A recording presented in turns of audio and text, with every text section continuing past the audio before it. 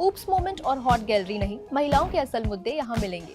Ordinary के YouTube channel को subscribe करें, ट्विटर, इंस्टा और फेसबुक पर भी जुड़ें।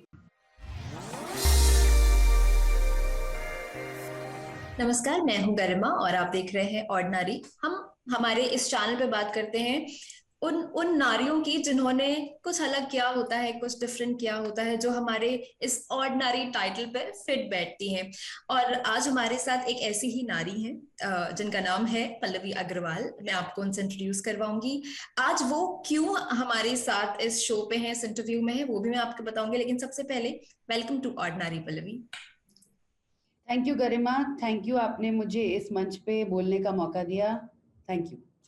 सो सबसे पहले ना, बैक पैकिंग का जो कॉन्सेप्ट होता है वो, मैं बहुत बहुत पुराने समय से इस कॉन्सेप्ट से वाकिफ थी, ऐसा नहीं है। बहुत रिसेंटली मुझे ये कॉन्सेप्ट पता चला। इनफैक्ट कॉन्सेप्ट मुझे पता था पहले भी, पहले से, लेकिन वो ना कॉन्फिडेंस कभी नहीं आया बैक पैकिंग ट्रिप पे जाने का, क्योंकि हमें आदत हो जाती है कि हम एक पर्टिकुलर तरह के सेफ एनवायरनमेंट में रह करके ट्रैवल करना, ट्रिप करना प्रेफर करते हैं। But then this backpacking concept came into the picture, और बहुत सारे सवाल लोगों के दिमाग में आते थे कि क्या बैकपैकिंग ट्रिप पे लड़कियों का जाना सेफ है, क्या बैकपैकिंग ट्रिप्स अपने आप में सेफ हैं, जिस होटल में रुकेंगे, जिस शहर में जाएंगे, ये सारी चीजें कितना सेफ होंगी, और ये सारे सवाल। और सबसे बड़ा जो इशू आता है वो आता है स्टे का। तो आज हमारे साथ पल्लवी हैं, जिन्होंने एक शुरुआत की, और वो शुरुआत थी उन हॉस्टल्स की। गोस्ट स्टॉप के नाम से उन्होंने ये हॉस्टल शुरू किए, जहां पे बैकपैकर्स जो है वो आकर के रेस्ट कर सकते हैं, रीबूट कर सकते हैं, और उसके बाद वापस अपना ट्रिप शुरू कर सकते हैं। तो पल्लवी ने ये शुरुआत की थी 2014 में, right Pallavi? Correct me if I am wrong. बिल्कुल सही कह रही हैं आप। ये वो टाइम था जब ये कॉन्सेप्ट उतना ज्यादा, इसके बारे में बात होती नहीं थी। और क्योंकि आप अपने आप में एक महिला हैं, तो जब जब कोई भी जर्नी एक फीमेल शुरू करती है ना, स्पेशली एंटरप्रेन्योरशिप की, तो बहुत सारे हर्डल्स आते हैं, बहुत सारी रुकावटें भी आती हैं। आपकी जर्नी कैसी रही? How did you start? आपके दिमाग में कैसे आया ये थॉट कि नहीं, इस तरह के हॉस्टल्स शुरू करने चाहिए? एक्चुअली ट्रैवलिंग का मुझे बचपन से शौक है। मैं हरिद्वार में पली बड़ी हूँ, उसकी वजह से उत्तराखंड के हिमालयाज मेरे पास बहुत करीब थे। तो बचपन से ही शौक था फैमिली के साथ ट्रैवल करना। ऑलमोस्ट एवरी वीकेंड पे हम लोग बाहर निकलते थे। और जब मैं कॉलेज में पहुंची तो मैं इंडिपेंडेंटली ट्रैवलिंग करना मैंने तभी शुरू कर दिया था। कॉलेज के अंदर मैं कोशिश करती थी कि फ्रेंड्स के साथ ट्रिप बना लूं, और फिर हम लोग गेस्ट हाउसेस वगैरह बुक करते थे, जिसके अंदर एक रूम में एक्स्ट्रा बेड डलवा करके अपने बजट के अंदर फिट करने की पूरी कोशिश करते थे उसको। तो आप लेंगे एक प्राइवेट रूम, रहेंगे उसमें 5 लोग, 3 एक्स्ट्रा मैट्रेस डाल के, क्योंकि बजट होता नहीं था हमारे पास उस समय।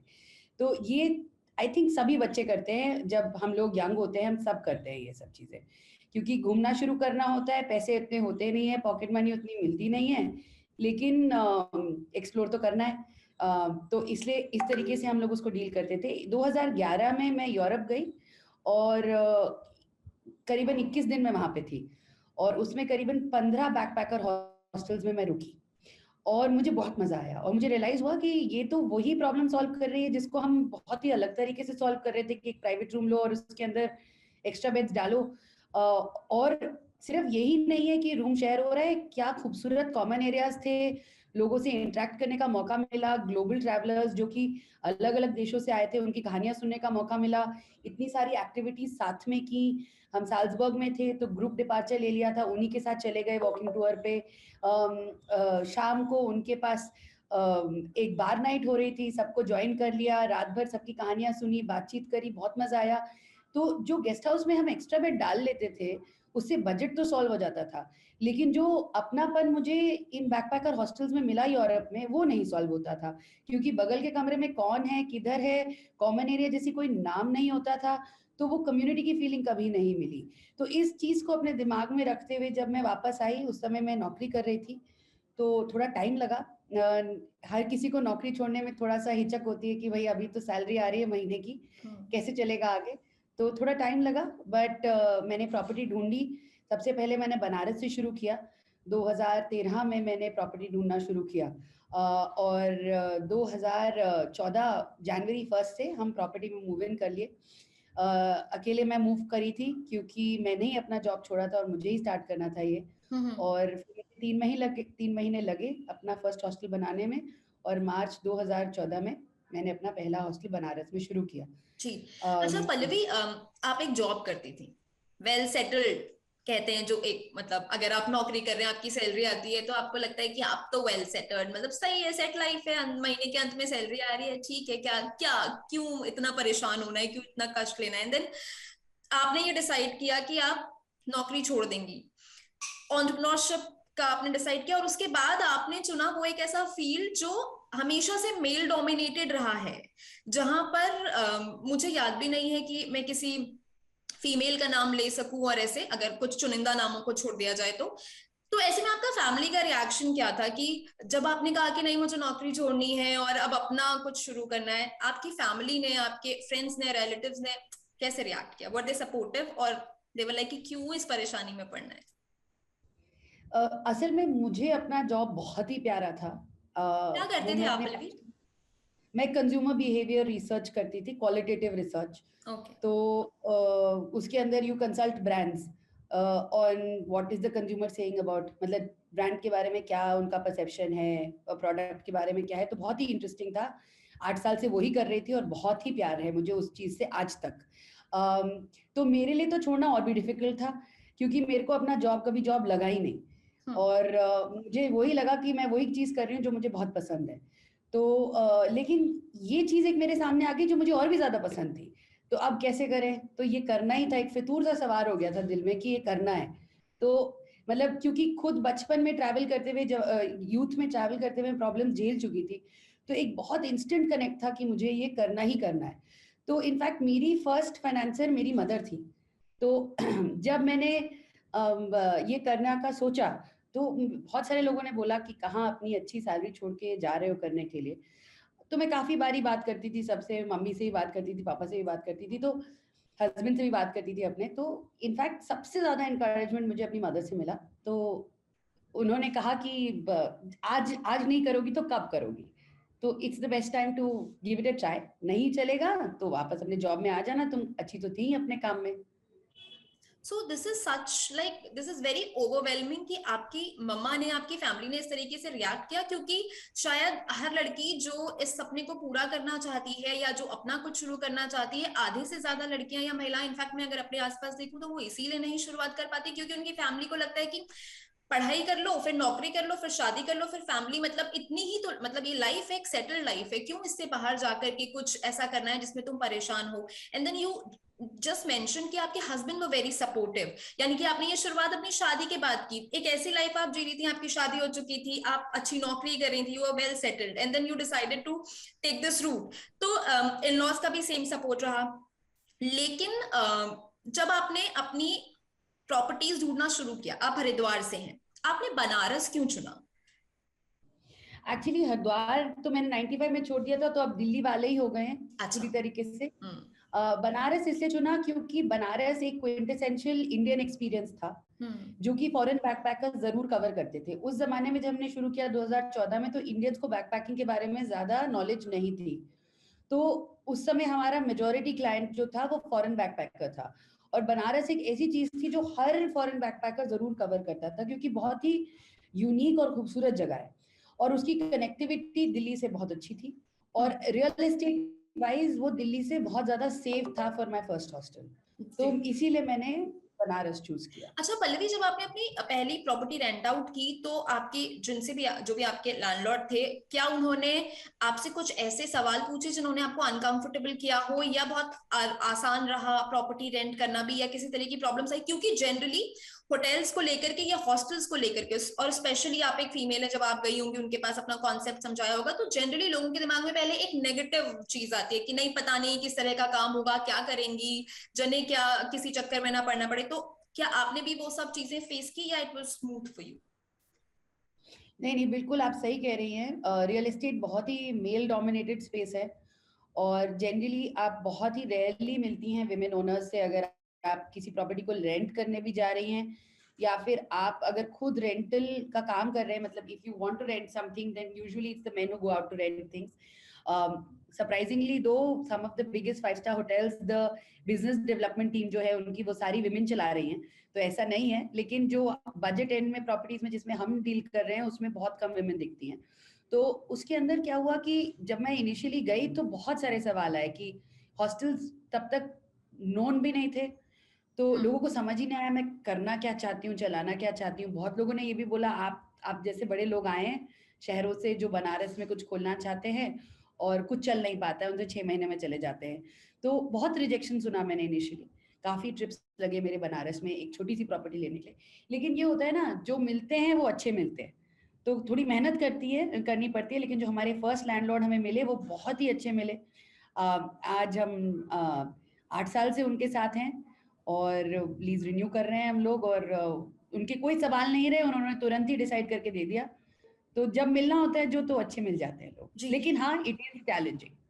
करेक्ट। पल्लवी, क्या क्या चैलेंजेस आए इस दौरान, क्योंकि आप एक ऐसा कॉन्सेप्ट लॉन्च कर रही थी उस समय जो बहुत ज्यादा नोन नहीं था, मतलब backpacking was not this much known 2014 में, और आप उनके लिए बैकपैकर्स के लिए हॉस्टल्स शुरू कर रही थी। तो आपका टारगेट ऑडियंस शुरुआत में क्या सिर्फ फॉरेनर्स थे, या आपने ऐसा कुछ डिसाइड किया कि नहीं मैं इंडियन कस्टमर्स को भी टारगेट करूंगी, और उन तक ये चीज आपने पहुंचाई कैसे? What was your strategy? Right, हमारी स्टार्टिंग में सारे टारगेट ऑडियंस फॉरेनर्स थे, क्योंकि वो रेडी मार्केट था जिनको चाहिए था। तो इनफैक्ट जब हमने बनारस में शुरू किया तो within the first month we were operationally positive, मतलब अपने खर्चे निकाल करके ऑपरेशंस के हमारे पास फ्री कैश मिल रहा था, जिससे हम ये मान सकते थे एक तरीके से जो हमने केपेक्स लगाया था बिल्डिंग के अंदर उसकी रिकवरी चालू हो गई थी। तो क्योंकि हॉस्टल्स थे ही नहीं, और यूरोपियंस और ऑस्ट्रेलियंस और जो ट्रैवल कर रहे थे उनको पूरा पता था बैकपैकर हॉस्टल्स के बारे में, तो हमें सिर्फ लिस्टिंग क्रिएट करनी थी ऑनलाइन सही चैनल्स पे, और वो हमें खुद ही ढूंढ ले रहे थे, तो हमको मार्केटिंग पे पैसा नहीं खर्च करना पड़ा। तो स्टार्टिंग के 3 ईयर में हमारा बहुत फोकस यही था कि पहले ऑपरेशनली अपने आप को पॉजिटिव रखें, जिससे बहुत सारा पैसा अपना ना लगे, क्योंकि हम बूटस्ट्रैप्ड रहे हैं 2019 तक। तो उस दौरान खुद का पैसा लगाना ही एक ऑप्शन था, तो उसको बहुत ही ऑर्गेनिक तरीके से बढ़ाना कंपनी को बहुत जरूरी था। तो फॉरेन बैकपैकर्स को टारगेट किया। 2017 में हमने डिसाइड किया कि अब हम इंडियंस पे फोकस करेंगे, तो हमने इंडियन ऑनलाइन ट्रैवल एजेंट जैसे मेक माई ट्रिप हो गया, गो क्लियर ट्रिप, यात्रा, इन सब पे लिस्टिंग शुरू की, जिससे हमें मार्केटिंग ना करके इन चैनल्स के थ्रू लोगों को रीच आउट कर सकें, और उससे बहुत ही अच्छा रिस्पॉन्स मिला हमें।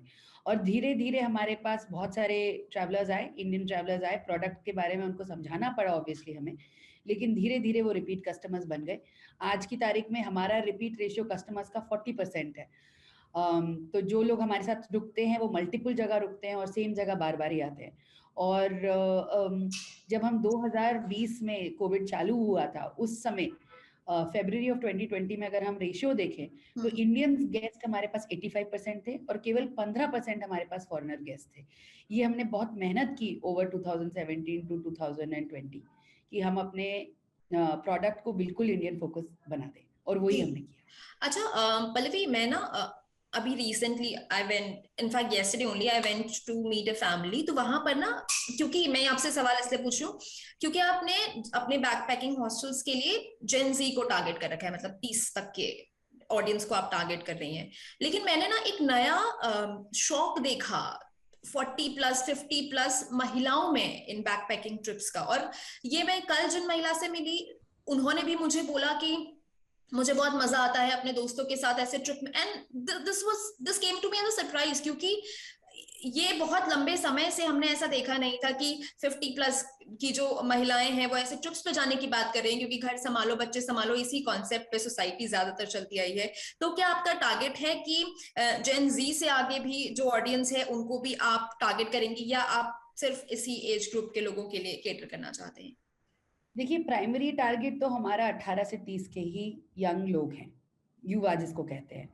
और लेकिन हमारे पास ऐसी बहुत ही एक्साइटिंग ग्रुप्स आते हैं ऑफ ये महिलाएं जो 40+ मेरी उम्र की होती हैं, अपने फ्रेंड्स के साथ निकलती हैं, और वो भी बहुत ही एक्साइटिंग सेगमेंट है। और नेवर से नेवर, कल हो सकता है हम उसके लिए एक अलग प्रोडक्ट निकालें। आज का टारगेट 18 से 30 है, बट हमारे पास कोई अपर एज लिमिट नहीं है, तो सब वेलकम है। हमारा लोअर एज लिमिट है, 18 से कम के लोग हम नहीं अलाउ करते हैं, लेकिन अपर एज लिमिट नहीं है। तो ये महिलाएं, group of men and women who are slightly older are also very welcome. लेकिन उनके लिए एक स्पेशलाइज्ड प्रोडक्ट मैं जरूर निकालूंगी आगे चल के। अभी वो हमारा प्रोडक्ट यूज कर सकते हैं जो बना हुआ है 18 से 30 साल वालों के लिए। ओके। एंड हॉस्पिटैलिटी की अगर हम बात करें तो कोविड के टाइम पे स्पेशली बहुत ज्यादा सेटबैक रहा है इस इंडस्ट्री के लिए। How did you manage through that time? कैसा रहा था वो वक्त आपके हॉस्टल्स के लिए? वो वक्त बहुत ही डिफिकल्ट था। और सिर्फ आई थिंक हमने बहुत ही अच्छे इन्वेस्टर्स हैं हमारे को जिन्होंने हमारे फंड रेज किया है, जिनके थ्रू हमने फंड रेज किया है। बहुत सपोर्टिंग इन्वेस्टर्स हैं और उन्होंने हमको बहुत हेल्प किया during that time just to हम प्लानिंग कैसे करें, हम बिजनेस को कैसे देखें लॉन्ग टर्म में। उनको हमारे प्रोडक्ट पे विश्वास था तो पूरे सपोर्ट में वो खड़े हुए थे। कभी भी उनके दिमाग में ये नहीं आया कि शायद ये ना चले, तो उससे बहुत ही पॉजिटिव एनर्जी मिली हमें। और उसके अलावा हमारे बहुत अच्छे लैंडलॉर्ड्स हैं, तो एज अ रिजल्ट उस समय सब लोग came together to help each other out कि भाई रेंटल नहीं दे सकते क्योंकि बिजनेस बिल्कुल बंद है। तो विलिंगली हमारे फ्रेंचाइजी पार्टनर्स और लैंडलॉर्ड्स ने हमारा साथ दिया, हमारे इन्वेस्टर्स ने हमारा साथ दिया कि आप चिंता ना करें, हम यहाँ हैं। तो हमारा सिर्फ एक ही काम रह गया था उस समय, वो ये था कि प्रॉपर्टी को मेंटेन करें अच्छे से, क्योंकि 6-7 महीने के लिए अगर प्रॉपर्टीज बंद हो जाती हैं तो प्रॉपर्टीज सड़ जाती हैं। वो हमारा काम था, हमने उसको बेहतरीन तरीके से किया। और दूसरा हमारा काम था कि अपनी ग्राउंड टीम्स की सैलरीज कम ना हो, तो हमारे सारे हॉस्टल्स में हमारी टीम्स रहीं। उन्होंने हॉस्टल्स को मेंटेन किया और हमने वो सैलरीज पे की। तो आई थिंक हमारे लिए सबसे बड़ी चीज यही थी उस समय। जी। और उसी उसी कमिंग टुगेदर से of all parties, all stakeholders, हमने मैनेज कर लिया वो टफ समय और वो चला गया। इनफैक्ट कोविड हमारे लिए सबसे बड़ा एक्सपेंशन का समय रहा। तो जब हम कोविड में एंटर किए थे तो हमारे पास 11 प्रॉपर्टीज थी। आज हमारे पास 34 प्रॉपर्टीज हैं। तो हमने लास्ट 2 साल के अंदर ही सारा एक्सपेंशन किया है। अच्छा पल्लवी, क्या कभी ऐसा टाइम भी आया कि आपको लगा छोड़ देती हूँ, वापस अपनी जॉब में चले जाती हूँ, वापस मतलब वो आराम की जिंदगी जीना शुरू करती हूँ, या फिर आप पूरा टाइम मोटिवेटेड रही? और जब वो आपके डाउन मोमेंट्स, डल मोमेंट्स आते थे तो आप खुद को कैसे मोटिवेट करती थी कि नहीं करना है? गरिमा, मैं ऑनेस्टली बोलूं तो मुझे ऐसा कभी भी नहीं लगा। तो आई थिंक क्योंकि मेरे लिए ये सिर्फ एक बिजनेस नहीं है, ये मेरे लिए एक मिशन है। तो मिशन में कोई आदमी थकता थोड़ी ना है। करेक्ट। तो वो हुआ ही नहीं कि अभी कि कोई डल मोमेंट आया और मुझे लगा हो कि इसको, अरे यार इसको नहीं करते, आसान की नौकरी में चले जाते हैं। हम्म।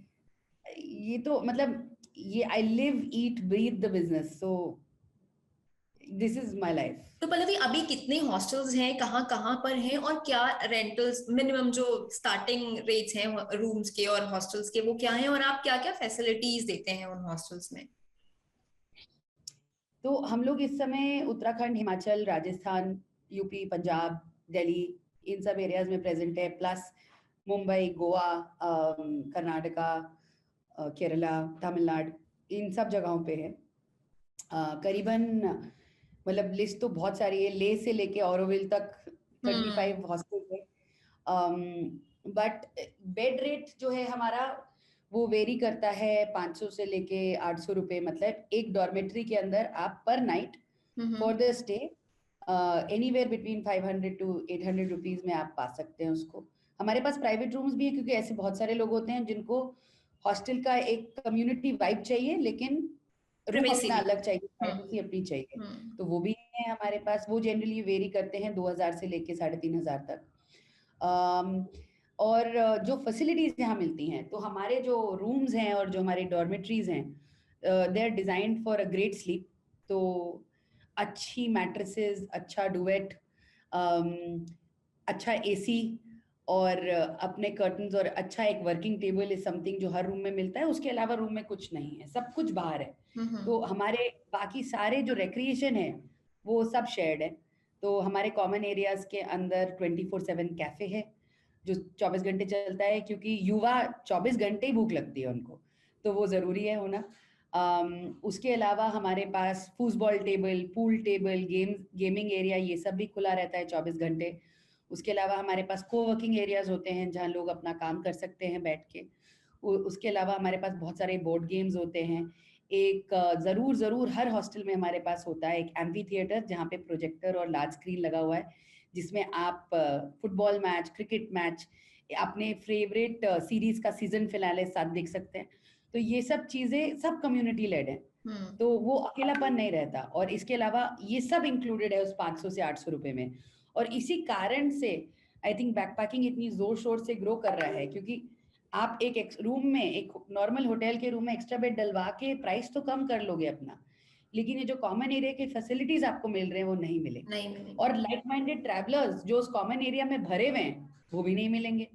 तो एटलीस्ट यहाँ पे लोग आते हैं, चाहे अकेले आए चाहे ग्रुप में आए, लेकिन नए दोस्त बना के चले जाते हैं, और वो दोस्त बहुत लंबे समय तक दोस्त रहते हैं। हमारे पास बहुत सारे ग्रुप्स हैं, व्हाट्सएप ग्रुप्स हैं, जिसके अंदर लोग छोड़ते ही नहीं, आपस में चेक करते रहते हैं, तुम कब आ रहे हो जयपुर, तुम कब आ रहे हो बनारस, चलो कैचअप करते हैं। तो ये सिर्फ एक स्टे और एक ट्रिप के बारे में नहीं है, ये एक लाइफस्टाइल के बारे में है, एक ओपनिंग योर माइंड के बारे में है, experiencing new people, new cultures and new places, सारी चीजें हैं इसके अंदर। Correct, and that's like a very enriching experience for everybody, क्योंकि आप 10 लोगों से मिलते हैं, उनका थॉट प्रोसेस समझते हैं, उनका कल्चर, उनका रहना खाना पीना, वो सब चीजें समझते हैं। तो पल्लवी, एक आखिरी सवाल आपसे मैं ये जानना चाहूंगी कि वो युवा या वो महिलाएं जो एंटरप्रेन्योरशिप में जाना चाहती हैं पर अभी भी सोच रही हैं कि करूं या नहीं करूं, उनके लिए आप कुछ टिप्स अपने एक्सपीरियंस से देना चाहें अगर तो? आई थिंक मैं इसको लिंक बैक करूंगी अपनी फीमेल ट्रैवलर्स से, ठीक है। हमारे पास बहुत करीबन 30% हमारी फीमेल ट्रैवलर्स हैं जो हमारे पास आते हैं ऑफ द टोटल ट्रैवलर्स। और मैंने एक ट्रेंड देखा है, जब भी मैंने अपने गेस्ट से बात की है, वो यही कहते हैं कि अगर बैकपैकर हॉस्टल्स नहीं होते, केवल हम नहीं, हमारा कंपटीशन भी जो है इस स्पेस में जो भी लोग हैं, अगर बैकपैकर हॉस्टल्स नहीं होते तो शायद हम इतनी फ्रीक्वेंटली नहीं ट्रैवल करते, क्योंकि हमको ये विश्वास नहीं आता कि हम जहाँ पे भी जाएंगे वहाँ पे लाइक माइंडेड लोग मिल जाएंगे या सेफ्टी मिल जाएगी।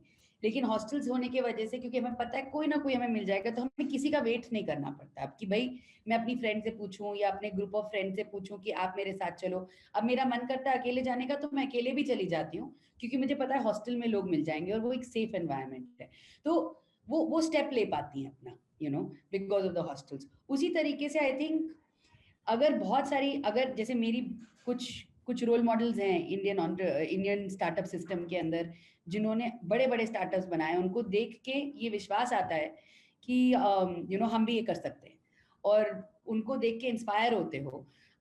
तो I think that has help me a lot looking at other people, and I think now with जो विमेन और ट्रैवल कर भी रही हैं, वो भी एक दूसरे को देख के आपस में फ्रेंड्स में बात करके काफी विमेन ने ट्रैवल करना शुरू कर दिया है, and I am very happy कि वो कर सकती हैं और किसी का वेट नहीं करने की जरूरत है। But in terms of any advice that I want to give is, दो चीजें हैं, चाहे युवा को दूं चाहे महिला को दूं। पहले कोशिश करके कुछ समय तक काम कर लीजिए कहीं पे, जब अपनी पढ़ाई खत्म करें तो अपने पैरों पे खड़े हो जाइए, अपने कुछ क्रेडेंशियल्स बना लीजिए, क्योंकि दुनिया में अगर आप अपना स्टार्टअप शुरू करना चाहेंगे एज ए लेडी तो बहुत सारे लोग आपको मना करेंगे, लेकिन अगर आपने कुछ अपनी स्टैंडिंग बना ली है